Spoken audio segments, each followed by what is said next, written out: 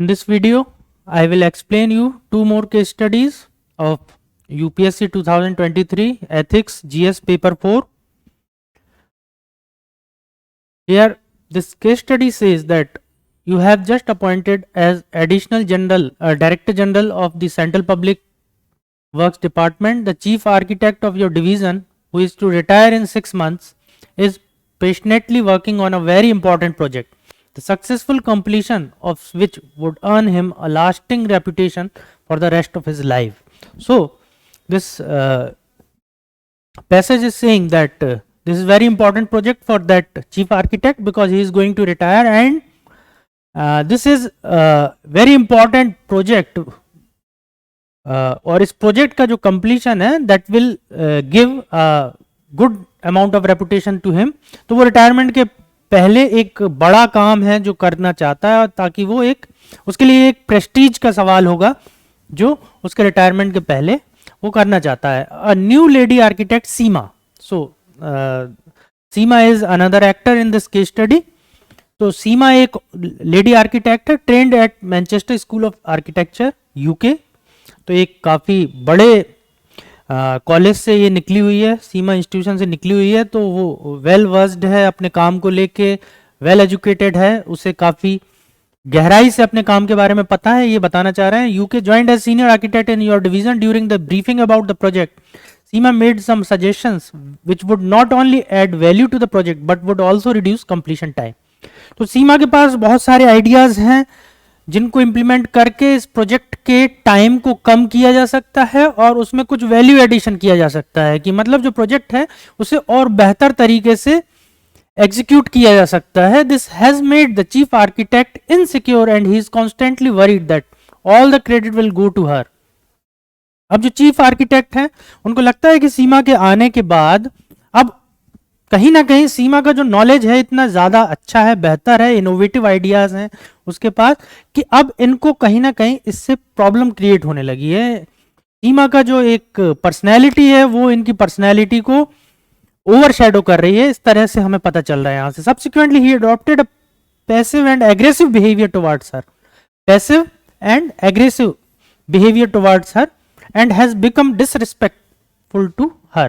Seema felt it embarrassing as the chief architect left no chance of humiliating her. He would very often correct her in front of other colleagues and raise his voice while speaking to her.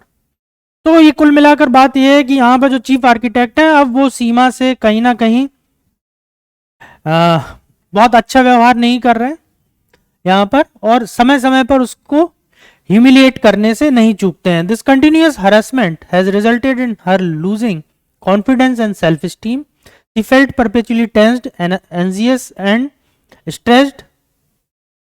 She appeared to be in awe of him since he has had a long tenure in his office and vast experience in the area of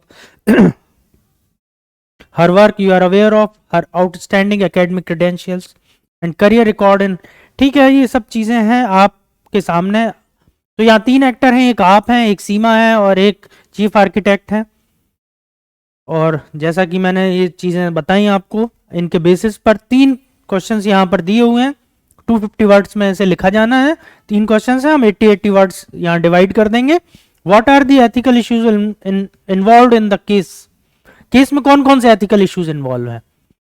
तो यहाँ पर 3 actor हैं जैसा कि मैंने बताया था. एक तो मैं खुद हूं, दूसरा वो चीफ आर्किटेक्ट है, और थर्ड है सीमा.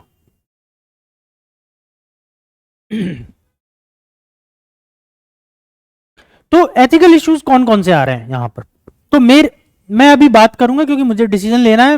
मैं इस पर 3rd नंबर पे बात करूंगा. सबसे पहले मैं चीफ आर्किटेक्ट की बात करूं तो उसका बिहेवियर किस तरह का होना चाहिए, उसके सामने कौन से एथिकल इश्यूज आ रहे हैं.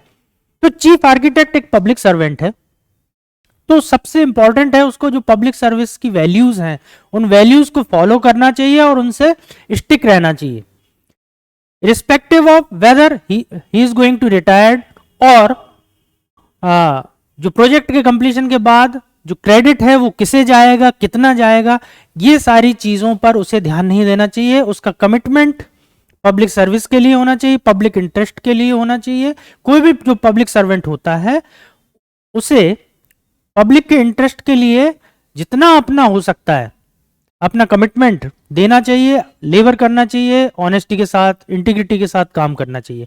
उसे ये नहीं सोचना चाहिए कि इस प्रोजेक्ट के कंप्लीशन से उसे कौन सा फायदा होगा, ये सोचना पब्लिक सर्वेंट का काम नहीं है।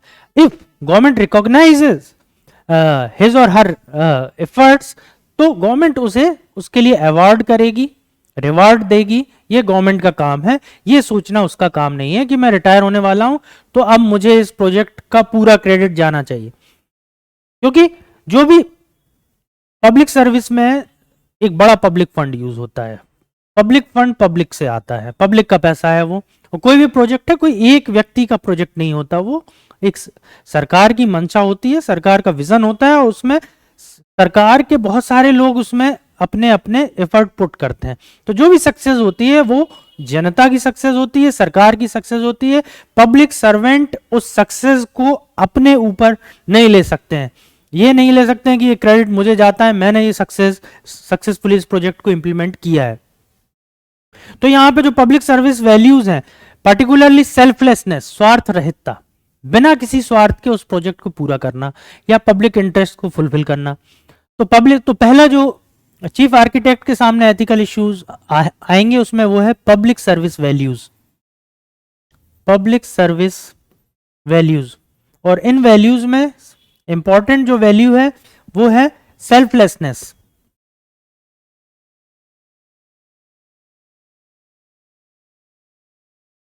Second integrity.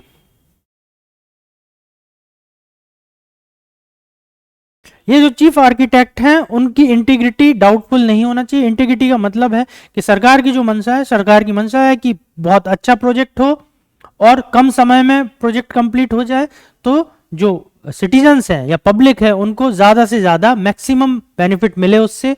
तो इंटीग्रिटी उनकी इसी चीज में इंटैक्ट रहेगी, इसी बात पर इंटैक्ट रहेगी कि इस प्रोजेक्ट को बहुत बेहतर तरीके से पूरा किया जाए। इसके लिए किसी भी व्यक्ति के सजेशन, आम व्यक्ति के भी सजेशंस हैं तो उसको एक्सेप्ट किया जाना चाहिए और उनको इनकॉर्पोरेट किया जाना चाहिए।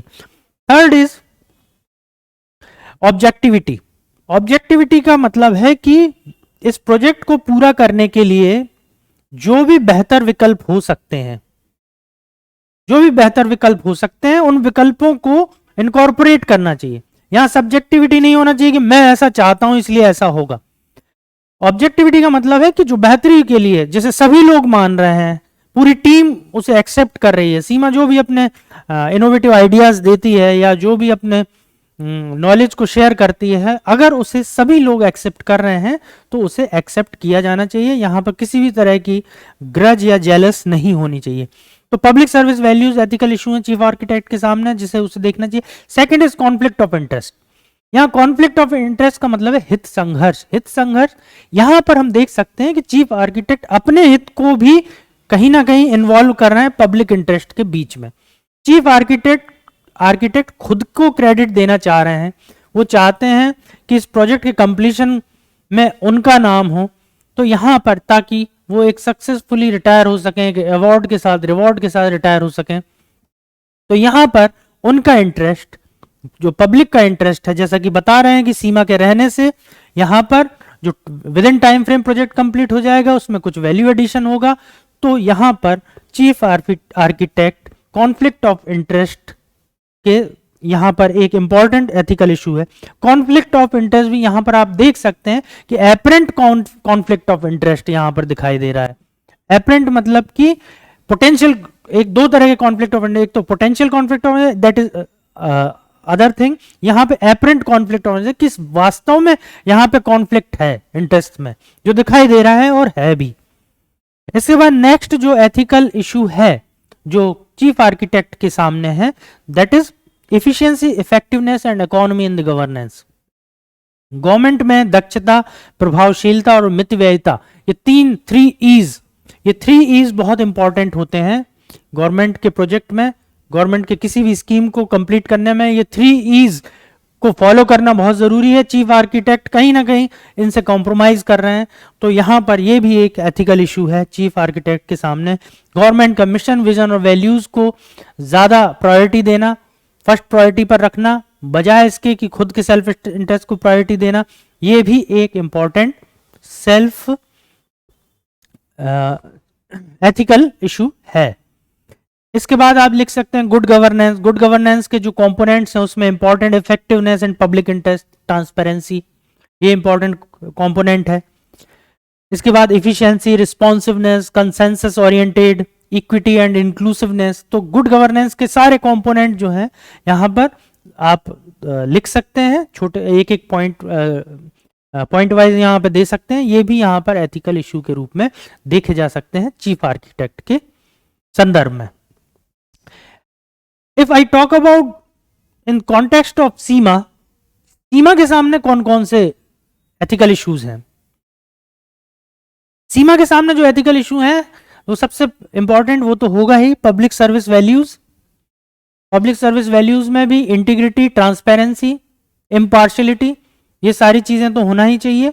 और जैसा कि सीमा इस तरह से काम कर भी रही है, उस दूसरी चीज ये है कि सीमा के सामने प्रोबिटी इन गवर्नेंस, ये एक इंपॉर्टेंट एथिकल इशू है जहां पे ट्रुथ टेलिंग और free speech. Probity in governance का लिटरल मीनिंग है ट्रुथ टेलिंग, सच बोलना, फ्री स्पीच, स्वतंत्र रूप से स्वतंत्र रूप से बोलना, वो उसको करना चाहिए irrespective of the behaviour of that chief architect. उसकी जो ड्यूटी है उसे पूरी करनी चाहिए। हाँ, अगर वो असहज महसूस कर रही है क्योंकि उस जो चीफ आर्किटेक्ट है कहीं ना कहीं उसे हैरेस कर रहे हैं, तो अगर वो असहज महसूस करती है तो इस बात को उसे पब्लिक के सामने, पब्लिक फोरम पर रखना चाहिए। पब्लिक फोरम मतलब कि जो भी अधिकारी हैं उनके सामने रखना चाहिए और अपने, अगर उसे किसी तरह की प्रॉब्लम होती है तो खुलकर बात करना चाहिए अपने सीनियर से भी और उस चीफ आर्किटेक्ट से भी। इसके अलावा जो इंपॉर्टेंट एथिकल वैल्यूज यहाँ पर आती हैं, वर्च्यूज। सीमा के अंदर कुछ स्पेशल वर्च्यूज होनी चाहिए, जैसा कि प्लेटो ने भी बताया है, करेज, फोर्टिट्यूड और टेम्परेंस एंड जस्टिस। ये वर्च्यूज सीमा के अंदर होना चाहिए, ये एथिकल इश्यू है। Because a virtuous man is always a ethical man, an ethical person. तो ये वर्च्यू भी होना चाहिए। तो ये सीमा के सामने एथिकल वैल्यूज हैं।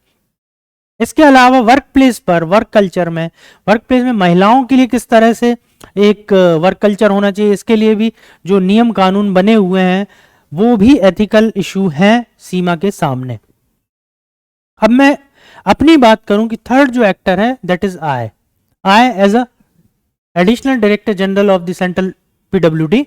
तो मेरे सामने कौन कौन से एथिकल इशू हैं? तो ऑब्वियसली मेरे सामने भी वही एथिकल इश्यूज हैं, पब्लिक सर्विस वैल्यूज, उन वैल्यूज को सस्टेन करके रखना ऑर्गेनाइजेशन के अंदर, जिसमें मैं डिस्कस कर चुका हूं। चीफ आर्किटेक्ट के सामने जो वैल्यूज हैं वही वैल्यूज मुझे भी, मेरे सामने भी होनी चाहिए। इसके अलावा इमोशनल इंटेलिजेंस, एम्पैथी, ये बहुत इंपॉर्टेंट वैल्यू है। एम्पैथेटिक होकर मुझे सोचना होगा कि सीमा किस तरह से फील कर रही है और ये चीफ आर्किटेक्ट है, इनके अंदर किस तरह के इमोशंस चल रहे हैं। Then I have to find out the cause of those emotions, उन भावनाओं के पीछे का कारण क्या है, रीजन क्या है, इस तरह के इमोशंस क्यों चल रहे हैं, और मैं इन इमोशंस को, उनके अंदर जो चल रहे हैं उसे किस तरह से रेगुलेट करूं, उन्हें किस तरह से समझाऊं। तो ये एम्पैथी मेरे अंदर होना चाहिए। इमोशंस को रेगुलेट करने का जो तरीका मेरे अंदर आना चाहिए, ये एक इंपॉर्टेंट एथिकल इशू है। इसमें सबसे इंपॉर्टेंट इमोशनल इंटेलिजेंस। इसे इमोशनल इंटेलिजेंस को मैं एथिकल तो नहीं कह सकता, लेकिन ये एक तरीका है, ठीक है। तो इमोशनल इंटेलिजेंस को भी यहाँ पे आप कहीं ना कहीं बता सकते हैं, क्योंकि आपको सॉल्यूशन भी देना है इसका अगले क्वेश्चन में। तो अगला जो क्वेश्चन है इसमें, तो इस तरह से आप लिख सकते हैं कौन कौन से एथिकल इश्यूज तीनों एक्टर्स के लिए इन्वॉल्व हो रहे हैं। What are the options available to you in order to complete the project as well as to retain Seema in the organization? तो यहाँ पे आप देखिए कि ऑप्शन प्रोजेक्ट को कंप्लीट करना और सीमा को ऑर्गेनाइजेशन में रखना, दोनों ही काम करना है। अब यहाँ पर प्रोजेक्ट को कंप्लीट करने का मतलब है कि जो चीफ आर्किटेक्ट है वो भी अपने पूरी इफिशियंसी के साथ काम करे, सीमा भी अपनी पूरी इफिशियंसी के साथ काम करे, और वो ऑर्गेनाइजेशन छोड़ के भी ना जाए, क्योंकि हर contribution is very important for the organisation in long run. तो लंबे समय तक ऑर्गेनाइजेशन में सीमा का रहना बहुत जरूरी है, क्योंकि वो उसके अंदर बहुत सारी इस तरह की वर्च्यूज हैं जो ऑर्गेनाइजेशन को फायदा दे सकते हैं। मुझे एक रास्ता निकालना है, तो इसको रास्ता निकालने का तरीका यही है कि मैं इमोशनली इंटेलिजेंट होकर जो चीफ आर्किटेक्ट हैं उनको भी समझाऊं और सीमा को भी समझाऊं, दोनों को समझाऊं और दोनों को एक प्लेटफॉर्म पर लेकर आऊं, उनके अंदर यह आइडिया इनकलकेट करूं कि हमारी ड्यूटी पब्लिक के इंटरेस्ट को मैक्सिमाइज करना है, पब्लिक को ज़्यादा से ज़्यादा सहूलियत देना, उनको ज़्यादा से ज़्यादा पब्लिक सर्विस प्रोवाइड करना है। और अगर हम कम समय में, with in time frame, low cost में और बहुत अच्छी क्वालिटी के साथ अगर हम इस प्रोजेक्ट को पूरा करते हैं तो हम अपनी ड्यूटी को बेहतर तरीके से कर रहे हैं। ये इंपॉर्टेंट है। मैं चीफ आर्किटेक्ट को ये भी समझा सकता हूं कि भाई देखिए ये आपका प्रोजेक्ट है और इसके सक्सेस होने से आपको ही पूरा क्रेडिट जाएगा। सीमा तो अभी नई आई हुई है और अगर एक टीम वर्क के रूप में अगर कोई काम कर रहा है, if we are working, if we are completing project, so it is not it should not be considered as an individual effort, rather it is a team effort. तो आपको भी ये चीज एक्सेप्ट करना चाहिए कि ये टीम एफर्ट है। Although all credit goes to you but it is also a team effort. तो टीम के सभी मेंबर्स का कंट्रीब्यूशन है। तो मैं इस तरह से उस चीफ आर्किटेक्ट को समझाने की कोशिश करूंगा, उनको बताऊंगा कि मेरी रिकमेंडेशंस भी जो होंगी वो यही होंगी कि आपका इसमें बहुत बड़ा क्रेडिट है और आपको ही इसके सक्सेस का क्रेडिट जाना चाहिए। इस तरह से मैं समझाने की कोशिश करूंगा और एक अच्छा माहौल बनाने का प्रयास करूंगा, वर्क कल्चर को अच्छा करने का प्रयास करूंगा। तो इस तरह से आप इस सेकंड क्वेश्चन का आंसर है। Third is what would be your response to Seema's predicament? What measures would you institute to prevent such occurrence from happening in your organization? तो सीमा के प्रेडिकामेंट को लेकर आपका रिस्पॉन्स क्या होगा, ये थर्ड क्वेश्चन है। तो इसको मैं इस तरह से बताऊंगा कि भाई I will try to retain her services because she is an asset for the organisation in long run. उसको रखना जरूरी है। चीफ आर्किटेक्ट तो रिटायर हो जाएंगे कुछ समय के बाद। तो मैं एम्पैथी का यूज करूंगा, इमोशनल इंटेलिजेंस का यूज करूंगा, तो इस पर हम काफी चर्चा कर चुके हैं। यहां पे एक और वर्च्यू है लोगोस। लोगोस मतलब कि power of speech, convincing power, उसका मैं यूज करूंगा और इसके बेसिस पर इस तरह से मैं सीमा को समझाऊंगा और ऑर्गेनाइजेशन में एक अच्छा वर्क कल्चर सेट करने का प्रयास करूंगा। तो इस तरह से आप इसका आंसर लिख सकते हैं। आगे हम दूसरी केस स्टडी पर चलते हैं।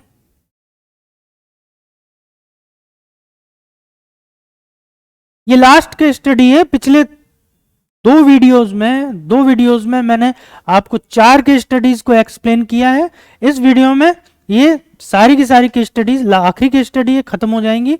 इसके बाद हम अगले जो वीडियो हैं उसमें अलग अलग एथिक्स के जो टॉपिक हैं, इंपॉर्टेंट टॉपिक्स हैं, उन पर चर्चा करेंगे।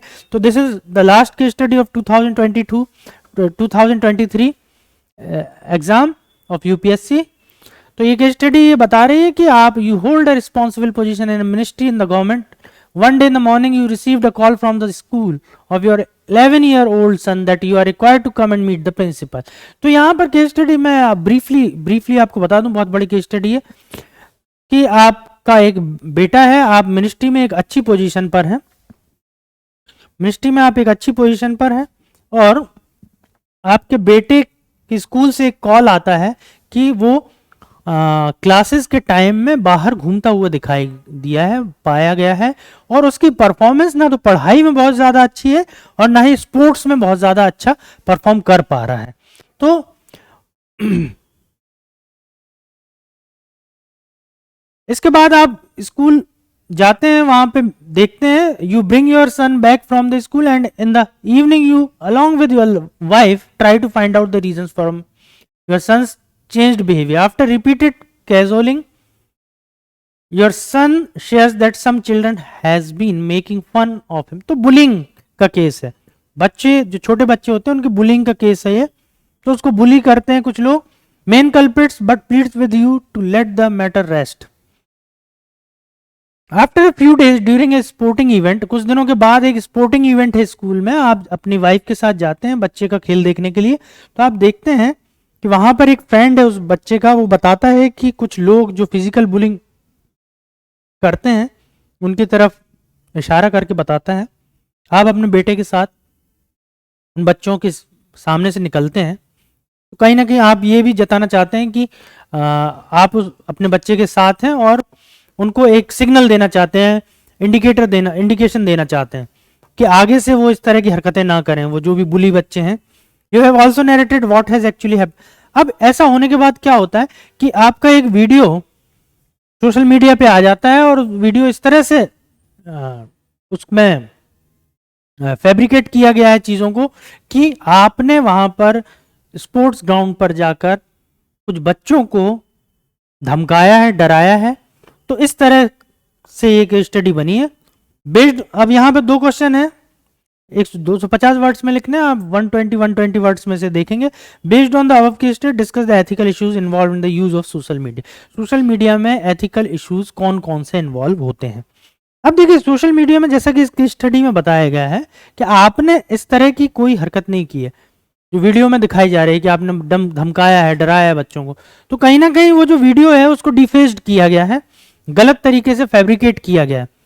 तो सोशल मीडिया के लिए क्या एथिक्स होते हैं उन पर यहां पर चर्चा करना है। तो सोशल मीडिया की अगर हम बात करें तो जो एथिक्स को 3 पार्ट्स में देखा जाता है। First is authenticity. Social media के एटीट्यूड्स को हम एथिक्स को हम 3 तरह से देख सकते हैं। First is authenticity.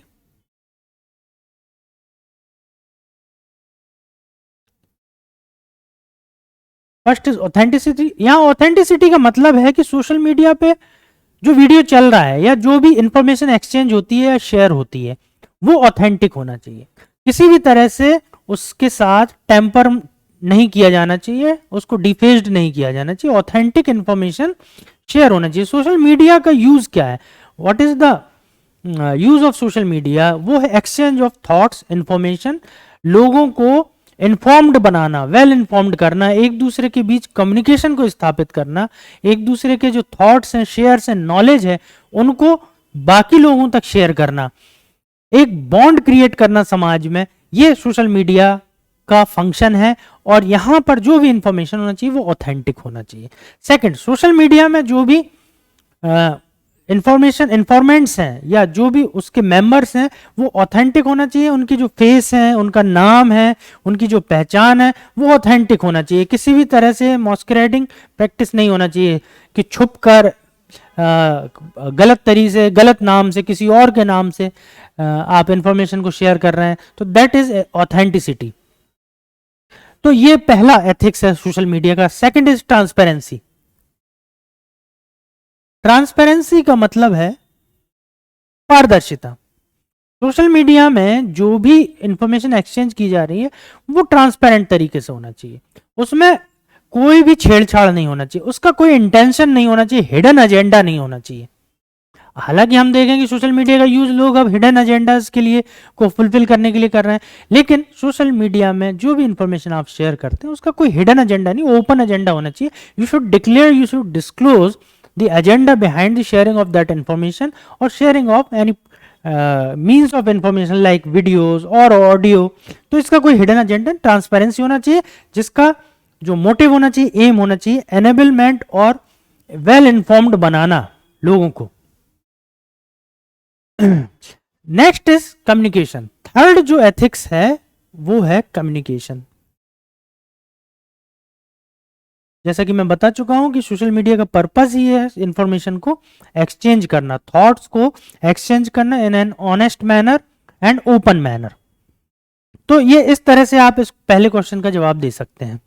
Second question है कि यहां पर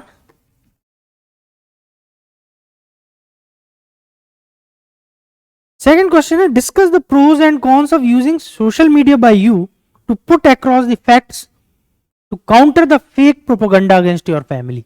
आपकी फैमिली के अगेंस्ट जो फेक प्रोपोगंडा चल रहा है उसमें सोशल मीडिया का क्या प्रोज और कॉन्स है। देखिए, जब सोशल मीडिया इतना ज्यादा नहीं था समाज में, लोग इतना ज्यादा यूज नहीं करते थे, तो कहीं ना कहीं उसके बहुत सारे प्रोज भी थे। जहां उसके नुकसान थे, नुकसान तो नहीं कहेंगे, उस समय तो एग्जिस्टेंस में नहीं था। आज सोशल मीडिया के कुछ फायदे हैं तो बहुत सारे नुकसान भी हैं, हमें इन पर चर्चा करनी है।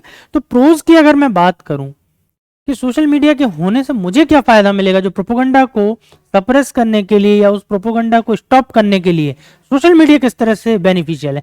तो जिस तरह से प्रोपोगंडा फैलाने में सोशल मीडिया का एक बहुत बड़ा योगदान है, तो उसी तरह से उसको दबाने में भी हम सोशल मीडिया का यूज कर सकते हैं। Social media is a medium of communication to give clarification. जहां पर वो वीडियोस चल रहे हैं वहां पे हम क्लैरिफिकेशन भी उसी रफ्तार से या उसी तरह से उसी अमाउंट में शेयर कर सकते हैं। तो ये एक काउंटर हो सकता है सोशल मीडिया का यूज करके, ये एक बहुत बड़ा प्रोज है। आप अपना वीडियो डाल सकते हैं जिसमें आप कन्फेस कर रहे हैं कि ये वीडियो मेरा नहीं है, या उसमें जो भी वीडियोस में डिस्क्रिपेंसीज हैं, शॉर्टकमिंग्स हैं, उनको उजागर कर सकते हैं कि देखिए ये फेक है वीडियो, ये मेरा वीडियो नहीं है और इस तरह की कोई एक्टिविटी नहीं की गई है। तो ये प्रोज हैं। कौन सी है कि ये सोशल मीडिया इस प्रॉब्लम को बहुत ज़्यादा इंटेंसिफाई कर सकता है। ट्रोलिंग हो सकती है। ट्रोलिंग सोशल मीडिया में, ट्रोलिंग का मतलब है कि लोग वहां पर इनएक्यूरेट और अनफेयर कमेंट्स कर सकते हैं, जिसे रोकना मुश्किल है। आपको उन कमेंट्स को रोकना मुश्किल होता है। जब आप उस कमेंट्स को पढ़ते हैं तो आप और ज़्यादा परेशान होते हैं और इमोशनली वीक होते हैं आप। तो ये कौन से सोशल मीडिया के। अब आप इसके लिए करेंगे क्या, क्या तरीका अपना सकते हैं? इसके लिए आप साइबर लॉ, इंडिया में साइबर लॉ है, particularly IT act, information technology act, और आईपीसी में भी इसके लिए बहुत सारे प्रोविजंस किए गए हैं। तो साइबर लॉ का और आईपीसी में जो लॉ है, इंडियन लॉज का यूज करके आप इस चीज को रोक सकते हैं। सोशल मीडिया का भी इसमें यूज कर सकते हैं, आप क्लैरिफिकेशन दे के यूज कर सकते हैं। तो इस तरह से आप इस आंसर को लिख सकते हैं। ये बहुत बढ़िया केस स्टडी थी, ये भी अच्छी स्टडी थी। तो यहाँ पर मैं अपने वीडियो को ख़त्म कर रहा हूँ। और अभी तक मैंने आपको 2023 में जो क्वेश्चन पेपर आया था उसके जितने भी क्वेश्चंस थे उनके सॉल्यूशन अलग अलग पार्ट्स में 30 मिनट्स के वीडियोस में दिए हैं। सारी केस स्टडीज़ को मैंने छोटे छोटे वीडियोस में बताया है। नेक्स्ट वीडियो में मैं आपको अब एथिक्स में जो important UPSC, civil services, states, PCS के लिए जो इम्पोर्टेंट टॉपिक्स हैं उन पर छोटे छोटे वीडियो आपके सामने रखूंगा। तब तक के लिए थैंक यू।